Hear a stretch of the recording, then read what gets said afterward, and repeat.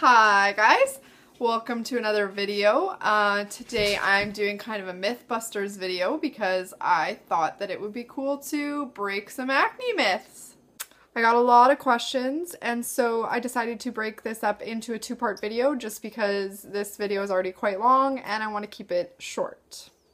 Number one, we should pop pimples. Long answer yes with an if, short answer no with a but.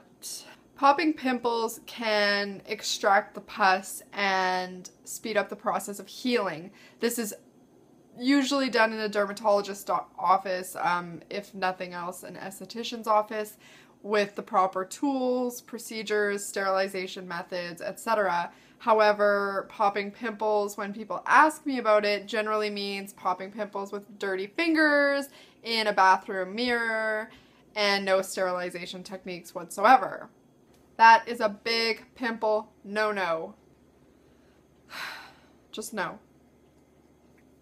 When you're popping a pimple, you're actually pushing the bacteria deeper into the pore. And it may seem hard to understand, but when you look at what a pore looks like highly magnified, it looks like a freaking volcano.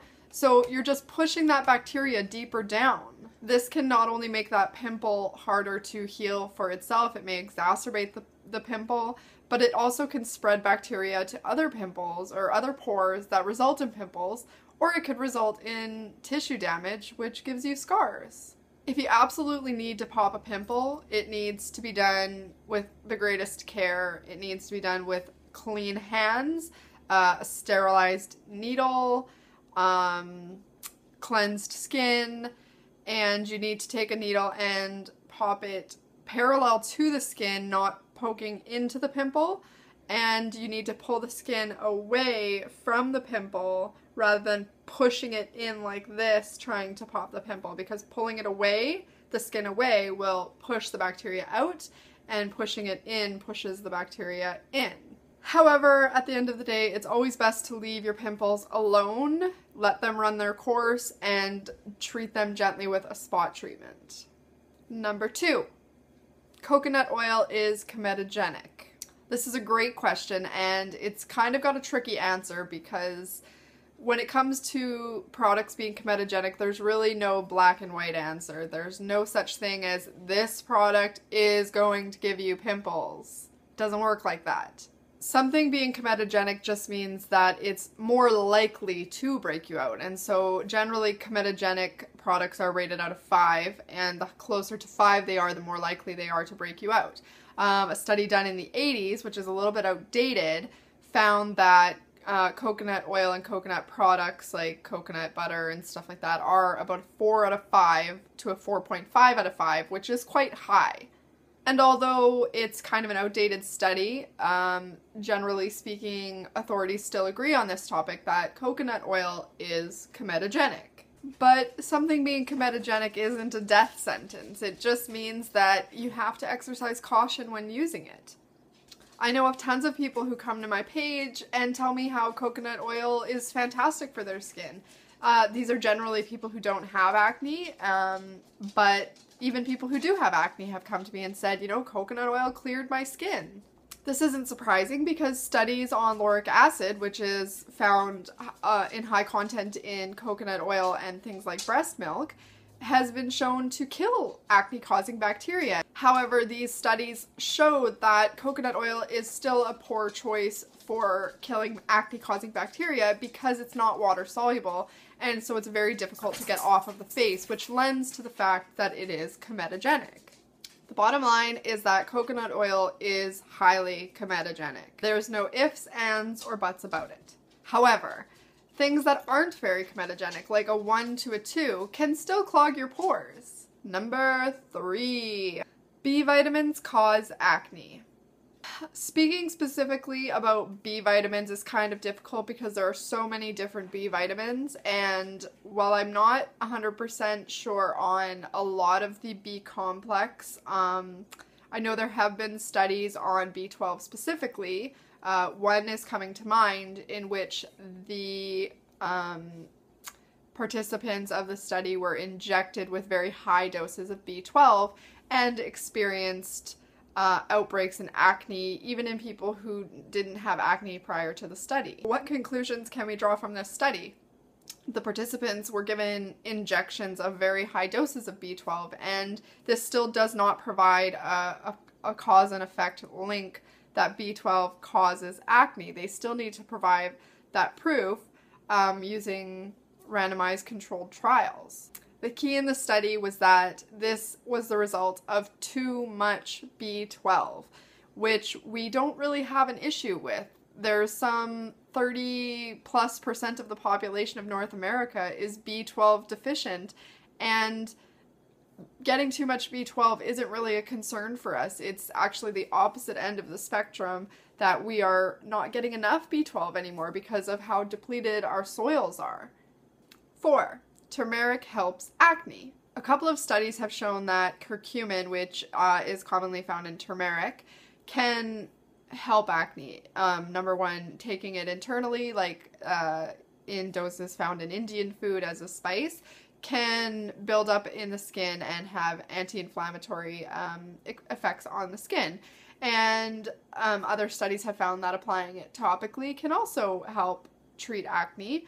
However, a couple of studies also showed that people who used turmeric on their skin versus women who didn't use turmeric on their skin still experienced the same levels of acne. So these people weren't necessarily receiving any benefits from turmeric, and so it seems that the best bet is to ingest turmeric, like by making curry dishes and other Indian cuisine. 5. Caffeine causes acne. Unfortunately, caffeine can result in acne, and this manifests through several pathways. Primarily, caffeine, things like coffee, affect your cortisol, and if you don't know much about cortisol, your cortisol basically keeps your inflammation in your body in check. It's your stress hormone, and when cortisol levels are too high, it results in too much inflammation in the body, and that can result in acne, and it can result in an impaired immune function, and it can result in just a mess of other issues. So the point is that it has that pathway, but does it translate to acne via studies? One example is a study that found that after drinking coffee, a stressful event that these participants endured raised the subject's cortisol by 211%. And those who didn't drink versus those who didn't drink coffee, and epinephrine levels were 233% higher. That means that coffee essentially doubles your body's hormonal stress response. An event that may otherwise not be too stressful can be exacerbated by over 200% when you're drinking coffee or things with lots of caffeine in them. So if you don't know the link between stress and acne, unfortunately, it's the same stress hormones that kind of prepare you for the fight or flight that can also trigger your acne. One study also found that healthy men drinking coffee experienced 40% reduced insulin sensitivity after they ate a high glycemic meal an hour after. This means that their blood sugar stayed elevated for a much longer period of time than it normally would had they not drank coffee. And again, just like inflammation, insulin resistance and insulin sensitivity and high glycemic foods all play a role in the pathogenesis of acne. So if we experience a reduced insulin sensitivity to a high glycemic meal, it's going to result in inflammation and acne. That doesn't sound too bad at first. If insulin sensitivity is only reduced a couple of hours after a meal, after consumption of coffee, then we'll just have coffee sometimes. Unfortunately, another study found that insulin resistance effects last for weeks after coffee consumption, and several other studies have found a similar conclusion. So what about tea? We like to drink tea. Also, tea has caffeine. Is tea going to exert the same effects on your skin as coffee would? Tea has a lot less, though the amounts do vary depending on the type of tea that you drink. According to one report, The amounts of caffeine in tea are about 110 milligrams for black tea, which has very high caffeine, very low levels of antioxidants, so I wouldn't recommend black tea. Green tea only has 36 milligrams of caffeine, and white tea only has 25 milligrams, so it's best to reach for things like green tea or white tea rather than coffee. Not to mention, green tea and white tea both have high contents of EGCG, which is a potent acne-killing compound, so drink up. 6. Fats cause acne.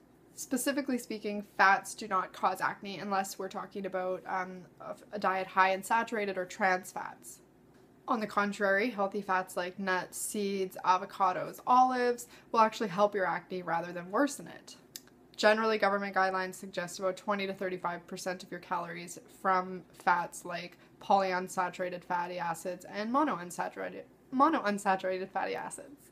Those of us with acne should shoot for the higher end, about 30 to 35% of calories from fat, as reducing fat in our diet has been shown to increase androgen levels, which results in acne. 7. Detoxing will purge your skin of acne. First of all, our bodies detox all on their own. No juice or pill or cleanse is going to detox your body any more efficiently than it already does. And if you want to know more about detoxes, you can check out my blog post, which I will link below in the comments section. And you can read a little bit more about why detoxing is a scam. However, if you're doing something like a juice cleanse, it's likely going to cause you to break out, and it's not a purging phase, it's just a breakout because you're consuming high amounts of sugar with absolutely no fiber or fat in your diet to mitigate that insulin rise. So if you're doing something like a juice cleanse, you're probably going to experience acne. 8. Your skin purges with new products. Many people think that when they start a new skincare product and they break out that it's just going through a purging period and that this is to be expected with any new product. Although your skin can break out for a short period of time after starting a new product, this response is not typical. A typical response is that breakouts would have occurred anyway, that those breakouts were already laying dormant in the skin and they would have resulted no matter what you did with your skin next. So if the breakouts persist for more than a week or two, you can generally assume that that's probably the result of the new skincare product and you should stop using it. 9. Stress causes acne. This is a really tricky subject because stress can cause acne. We talked about it a bit with the cortisol levels and caffeine, and the same is true about chronic stress. If you're chronically stressed out, experiencing anxiety, your cortisol levels are going to be constantly high, and that's going to keep the level of inflammation in your body very high also. I also talk about this at some length in my upcoming ebook, The Clear Skin Recipe. 10. Histamine intolerance causes acne. Histamine is a neurotransmitter that is involved in various functions of the body, and it's found in high concentrations in things like our skin, our lungs, our stomach, and to smaller amounts the brain and heart. Histamine is essential in defending the body against potentially disease-causing agents such as bacteria, viruses, and other foreign bodies. So when the immune system is activated in response to one of these foreign bodies, histamine is the first defense chemical or inflammation mediator released in the process we call inflammation. Studies have found that when histamine foods are consumed, people with less than an efficient histamine tolerance will experience an increase in the severity of things like their skin conditions such as eczema, because it is an inflammatory disease. And since acne is also an inflammatory disease, it's a fair assumption to extend those findings to acne. So in short, it appears that a histamine intolerance can result in acne. 11. Spicy food causes acne. A couple of studies have been done on this. For the most part, the studies have found that acne severity is not correlated with eating spicy foods. Spicy foods do seem to aggravate things like rosacea, but they have not been firmly linked to acne. There was one unconvincing questionnaire study that showed there may be a positive association with acne and spicy foods, but the results were very skewed and biased, and we can't draw any firm conclusions from it. So at this point, there are no studies to suggest that spicy food is going to cause acne. 12. Evening primrose helps with acne. Studies have shown that evening primrose has little to no effect on eczema, and the placebo showed similar results. Resulted in atopic dermatitis were also similar, but what about the hormonal effects of evening primrose oil? It does contain gamma-linoleic acid, these things called prostaglandins, and these actively block the fast inflammatory processes of omega-6 series 2 prostaglandins. Now, GLA is said to be most supportive of series 1 prostaglandins, and this is the stuff that is allegedly supposed to help block inflammation in the body. And since series 1 prostaglandins downregulate the frenetic activity of series 2 prostaglandins, it's a logical extension to say that they may prevent hormones from overacting. This means that free-running insulin or testosterone levels may help to be brought back down to regular levels. However, this is all based on a biochemical theory, and no studies have actually shown definitively that evening primrose oil helps with acne in any way. Studies have shown that acne-prone skin is deficient in linoleic acid, and linoleic acid can reduce inflammation in the skin. Evening primrose oil may help when applied topically or taken internally. We don't know for sure at this point, but it's a pathway that could be explored. Thanks for watching, guys. Don't forget to like and subscribe, and I've linked my Instagram below, my Facebook account below, my Snapchat below, and all of the links that I talked about, the studies and everything is going to be in the description below. So check out those if you want to read more, and look out for part 2 of this video.